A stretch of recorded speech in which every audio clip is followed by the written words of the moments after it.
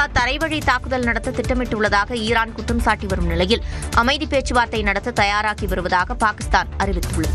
Iran Israel போரால் வளைகுடா நாடுகளில் பதற்றமான சூழல் நிலவுகிறது. இந்நிலையில் வளைகுடா நாடுகளில் நிலவும் பதற்றத்தை தணிப்பது குறித்து விவாதிக்க துருக்கி, எகிப்து, சவுதி ஆகிய நாடுகளின் வெளியுறவுத்துறை அமைச்சர்கள் பாகிஸ்தான் தலைநகர் இஸ்லாமாபாத்தில் ஆலோசனை நடத்தினர். முன்னதாக பாகிஸ்தான் பிரதமர் ஷெபாஸ் ஷெரீஃபை சவுதி அரேபிய வெளியுறவு அமைச்சர் பைசல் பின் சந்தித்து பேசினார்.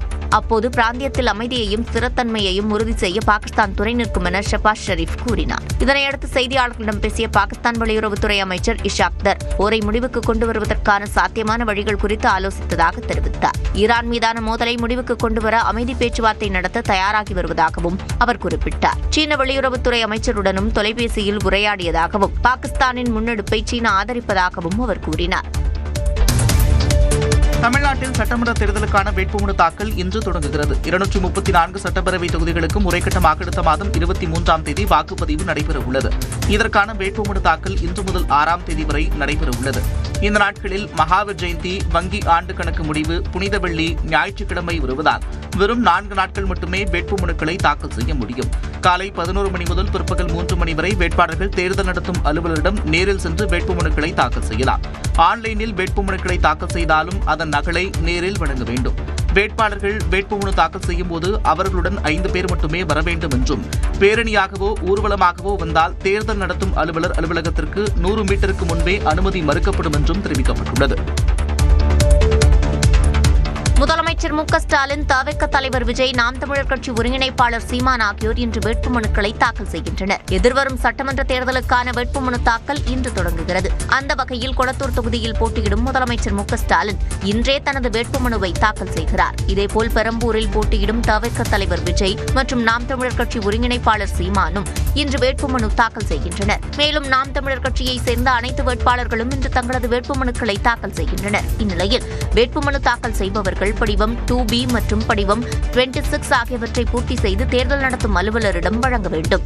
படிவம் 2Bயில் வேட்பாளரின் பெயர், அவரது முகவரி, அவர் குறிப்பிட்ட கட்சியின் வேட்பாளரா அல்லது சுயேட்சையா என்ற விவரங்களை தெரிவிக்க வேண்டும். இதேபோன்று பிரமாண பத்திரத்தில் வேட்பாளரின் சொத்து விவரங்களையும் அவரது கணவர் அல்லது மனைவியின் சொத்து விவரங்களையும் தெரிவிக்க வேண்டும். வேட்பாளர் மீது ஏதேனும் குற்ற வழக்குகள் நிலுவையில் இருந்தாலும் அது குறித்தும் வேட்புமனுவில் தகவல் தெரிவிக்க வேண்டும். சென்னை மாவட்டத்தில் உள்ள தொகுதிகள் உட்பட 17 தொகுதிகளுக்கான அதிமுகவின் இறுதிக்கட்ட வேட்பாளர் பட்டியல் வெளியிடப்பட்டது. அதிமுக 167 தொகுதிகளில் போட்டியிடும் நிலையில் 150 தொகுதிகளுக்கான வேட்பாளர்கள் ஏற்கனவே 2 கட்டங்களாக அறிவிக்கப்பட்டன. இந்நிலையில் மீதமுள்ள 17 தொகுதிகளுக்கான வேட்பாளர்கள் கொண்ட பட்டியலை அக்கட்சியின் பொதுச் செயலாளர் எடப்பாடி பழனிசாமி வெளியிட்டார். அதன்படி கொளத்தூர் தொகுதியில் முதலமைச்சர் மு க ஸ்டாலினை எதிர்த்து சந்தான கிருஷ்ணன் போட்டியிடுவதாக அறிவித்துள்ளார். சேப்பாக்கம் திருவல்லிக்கேணி தொகுதியில் துணை முதலமைச்சர் உதயநிதி ஸ்டாலினை எதிர்த்து அதிமுக அமைப்பு செயலாளர் ஆதி ராஜாராம் களமிறக்கப்பட்டுள்ளார். துறைமுகம் தொகுதியில் ராயபுரம் மனோ, விருகம்பாக்கம் தொகுதியில் விருகை ரவி ஆகியோர் போட்டியிடுவதாக எடப்பாடி பழனிசாமி அறிவித்துள்ளார்.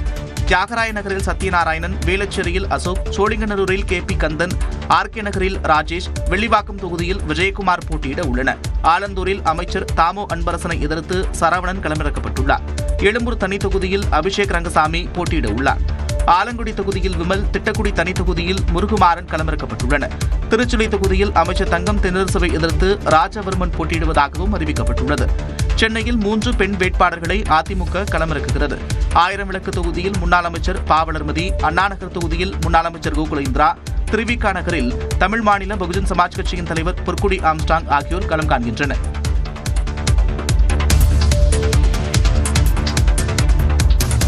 அதிமுகவில் முன்னாள் அமைச்சர்கள், MLAக்கள் சிலருக்கு தற்போதைய சட்டமன்ற தேர்தலில் போட்டியிட வாய்ப்பு வழங்கப்படவில்லை. முன்னாள் சபாநாயகர் தனபாலின் உடல்நிலை காரணமாக அவருக்கு வாய்ப்பு வழங்கப்படவில்லை என கூறப்படுகிறது. கடந்த நாடாளுமன்ற தேர்தலில் அவரது மகன் லோகேஷ் தமிழ்ச்செல்வன் போட்டியிட்ட நிலையில் அவர் சமீபத்தில் தாவேக்காவில் இணைந்துள்ளார். முன்னாள் அமைச்சர் செம்மலை போட்டியிட விருப்பமில்லை என கட்சி தலைமையிடம் தெரிவித்ததாக கூறப்படுகிறது. அவருக்கு மாநிலங்களவை அல்லது மக்களவை தேர்தலில் வாய்ப்பு வழங்கப்படும் என எதிர்பார்க்கப்படுகிறது. OPS அணியில் இருந்த முன்னாள் அமைச்சர் வெல்லமண்டி நடராஜன் மீண்டும் அதிமுகவில் இணைந்த நிலையில் அவருக்கு வாய்ப்பு வழங்கப்படவில்லை. முன்னாள் அமைச்சர்கள் வைகை செல்வன், மாஃபா பாண்டியராஜன் ஆகியோர் விருப்ப மனு தாக்கல் செய்த நிலையில் அவர்களின் பெயரும் வேட்பாளர் பட்டியலில் இடம்பெறவில்லை. கடுமையாக முயற்சி செய்து வந்த முன்னாள் அமைச்சர்கள் சரோஜா மற்றும் ராஜலட்சுமிக்கும் வாய்ப்பு மறுக்கப்பட்டுள்ளது. கடந்த ஒரு வாரமாக கட்சி தலைமையை சந்தித்து வந்த திருச்சி வளர்மதிக்கும் இந்த முறை வாய்ப்பு வழங்கப்படவில்லை. இதேபோன்று முன்னாள் அமைச்சர் சின்னையா தேர்தலில் போட்டியிட பெரிய ஆர்வம் காட்டவில்லை என கூறப்படுகிறது. கூட்டணி குறித்து புதிய தமிழகம் கட்சி தங்களுடன் நேரடியாக பேச்சுவார்த்தை நடத்தவில்லை என்று எடப்பாடி பழனிசாமி குற்றம் சாட்டிய நிலையில் அதனை மறுத்துள்ள கிருஷ்ணசாமி அதிமுகவை முடித்து காட்ட வேண்டும் என்று களமிறங்கியிருப்பதாகவும் தெரிவித்தார். எங்களோட பேச்சுவார்த்தையும் நடத்தலையே. அவர் சீட்டு கேட்குற அளவுக்கு நான் கொடுக்க முடியுமா சொல்லுங்க பார்க்கலாம். இன்னும் சொல்ல போனால் 10 சீட்டு கேட்டார், அப்புறம் 5 சீட்டு கேட்டார். பேச்சுவார்த்தை நேரடியாக இல்லை, வேறொரு மூலம் சொன்னார் எங்களால் இயலாதுன்ட்டு. அவ்வளோதான். 31 தொகுதியில் போட்டிட்டு 33,000 ஓட்டு வாங்கியிருக்கார். 31 தொகுதியில் போட்டிட்டு 33,000 ஓட்டு வாங்கியிருக்கார். அவருக்கு எத்தனை தொகுதி கொடுக்குவது என்று பார்க்க வேணும்.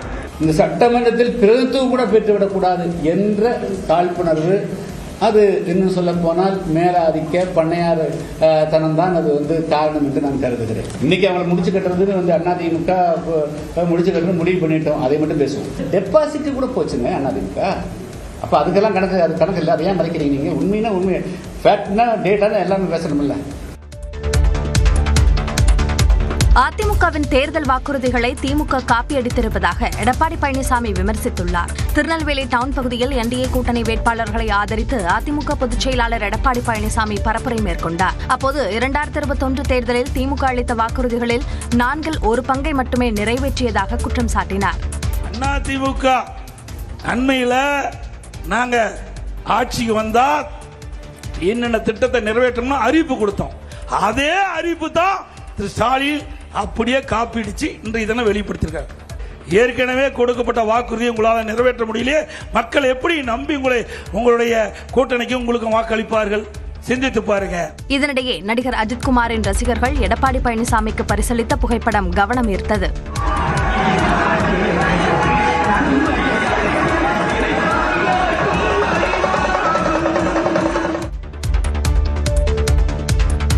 திமுக கூட்டணியில் இந்திய கம்யூனிஸ்ட் கட்சி சார்பில் போட்டியிட உள்ள வேட்பாளர்களின் பட்டியலை அக்கட்சியின் மாநில செயலாளர் வீரபாண்டியன் வெளியிட்டார். கடந்த முறை வெற்றி பெற்ற ராமச்சந்திரனுக்கு தளி தொகுதியிலும், மாரிமுத்துவிற்கு திருத்துறைப்பூண்டியிலும் மீண்டும் வாய்ப்பு அளிக்கப்பட்டுள்ளது. பவானிசாகர் தொகுதியில் சுந்தரத்துக்கும், திருப்பூர் வடக்கில் ரவிக்கும் மீண்டும் வாய்ப்பு தரப்பட்டுள்ளது.